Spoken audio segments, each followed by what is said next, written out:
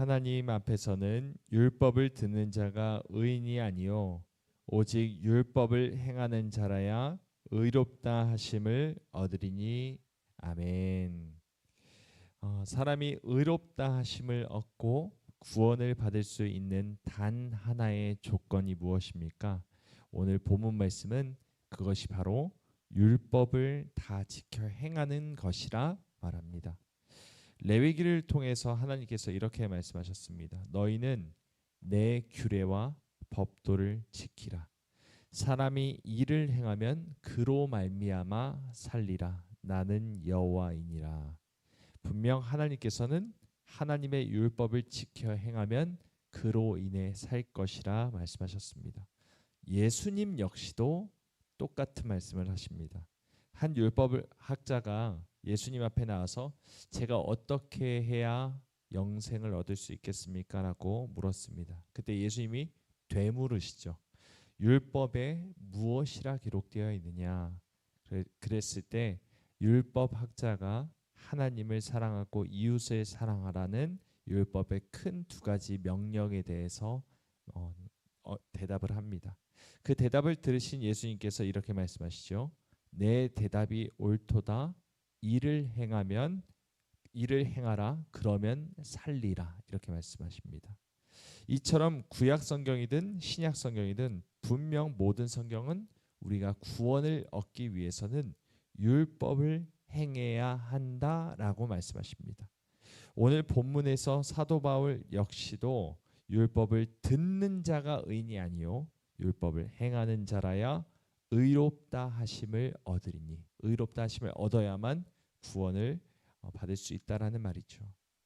하지만 여러분, 우리는 잘 압니다. 우리는 율법을 다 지킬 수 있습니까? 지킬 수 없다는 사실을 우리는 너무나도 잘 알죠. 여러분 어떠십니까? 하나님을 사랑하되 마음을 다하고 목숨을 다하고 뜻을 다하여 사랑하고 계십니까? 하나님을 위해 지금 내게 주어진 모든 것들, 하나님이 주신 모든 것들 당장 지금 다 버리라면 버리실 수 있겠습니까? 가족이든 집이든 다 하나님을 위해 버리라 하신다면 다 버리고 하나님을 위해 목숨까지 바치실 수 있겠습니까? 하나님을 위해 내 목을 거는 사랑, 이것이 바로 율법이 요구하는 첫 계명, 하나님께서 지키라 하신 첫 계명입니다. 그리고 두 번째, 내 이웃을 내 몸과 같이 사랑하라 하신 두 번째 계명 잘 지키고 계십니까?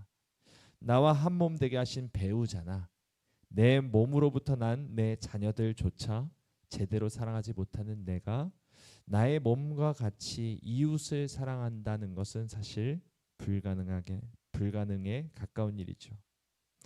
율법이 우리에게 요구하는 두 가지, 하나님 사랑, 이웃 사랑, 결국 사랑해야만 구원받을 수 있다는 것이 하나님의 말씀인데, 우리를 돌아보니 우리는 사랑할 능력도 없고 사랑할 의지도 없고 어떻게 행동하는 것이 사랑인지도 알지 못한 채 율법에 있는 모든 말씀들을 어겼으며 지금도 어기고 있는 사람들이라는 것입니다.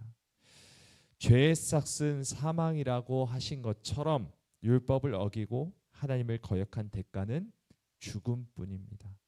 우리는 다 율법을 어겨서 죄를 지었기 때문에 죽임을 당해야 하는 사람들이었습니다. 영원한 심판을 받아야 했죠.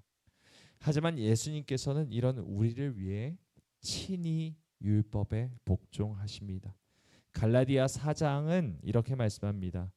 때가 참에 하나님이 그 아들을 보내사 여자에게서 나게 하시고 율법 아래에 나게 하신 것은 율법 아래에 있는 자들을 속량하시고 우리로 아들의 명분을 얻게 하려 하심이라. 아멘. 여러분, 예수님이 누구십니까? 율법 위에 계시는 하나님이십니다. 율법을 만드신 분이 바로 하나님이십니다.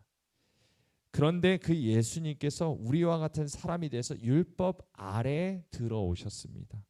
율법을 제정하시고 율법 위에 군림해야 하시는 하나님께서 친히 율법에 복종하신 것입니다. 왜 그렇게 하셨습니까? 율법 아래에 있는 우리를 건져내시기 위해서였습니다. 여러분, 예수님이 어떻게 사셨습니까? 한 번도 율법을 어기지 않으셨죠. 하나님을 온전히 사랑하시고 이웃을 죽기까지 사랑하셨습니다. 하나님께 순종하시고 사람들을 섬기셨습니다. 그리고 마지막에 예수님은 십자가에 달려 죽으심으로 모든 율법의 요구를 다 이루어내셨습니다. 여러분, 우리는 앞으로도 율법을 제대로 행할 수 없을 것입니다. 적어도 나의 힘으로는 안 됩니다.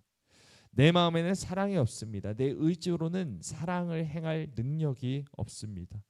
율법을 행해야만 의롭다 하심을 얻고 구원받을 수 있지만 우리에게는 그럴 힘이 없어서 구원받을 수가 없습니다.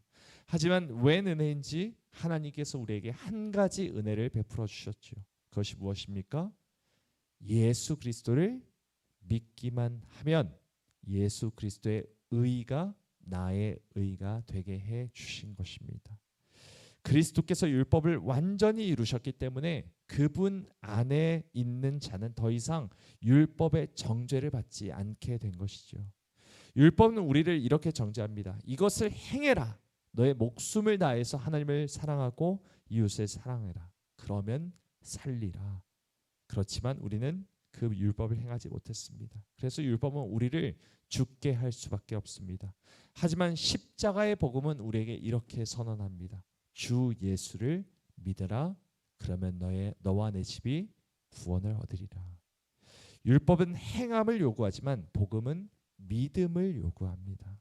율법은 너 스스로 완전해야 한다라고 명령하지만 복음은 예수님께서 이미 완전케 하셨다라고 선포하죠. 그래서 예수님을 믿는 자는 하나님 앞에서 율법을 다 지킨 자로 취급을 받는 겁니다. 인정받게 되는 겁니다. 그의 행위 때문이 아니라 예수님의 행위 때문이죠. 여러분, 이것이 바로 복음이며 이것이 바로 은혜입니다. 하나님께서 우리에게 요구하신 것을 스스로 감당하지 못하는 우리를 버리지 않으시고 그 아들을 보내어 대신 이루게 하신 것이 은혜입니다. 이제 우리의 삶은 더 이상 율법의 무게 아래 짓눌린 삶이 아닙니다. 우리를 구원하신 은혜에 감사하며 그 사랑에 반응하는 삶이죠. 율법을 지켜서 구원받으려 하는 삶이 아니라 구원을 이미 받았기 때문에 율법의 모든 요구를 기쁘게 감사함으로 행하는 삶을 살아가고 있는 것입니다. 여러분, 이것이 성도의 삶입니다. 은혜로 의롭다 하심을 얻은 자가 은혜로 살아가는 것입니다. 그 은혜를 아는 사람은 하나님을 사랑하고 이웃을 사랑합니다. 율법을 지켜야 사랑하는 것이 아니라 사랑하게 되었기 때문에, 내가 사랑을 받았기 때문에 율법을 지키게 된다는 것이죠. 사랑하는 여러분, 오늘도 그 복음을, 그 은혜를 기억하며 사시길 소망합니다. 예수님 안에 있는 자는 이미 의롭다 하심을 받은 것입니다. 그 사실을 믿고 감사하며 그분의 사랑 안에서 은혜로 살아가시길, 기쁨으로 하나님과 사람을 더욱더 뜨겁게 사랑하는 우리 모두가 되기를 주님의 이름으로 축원합니다.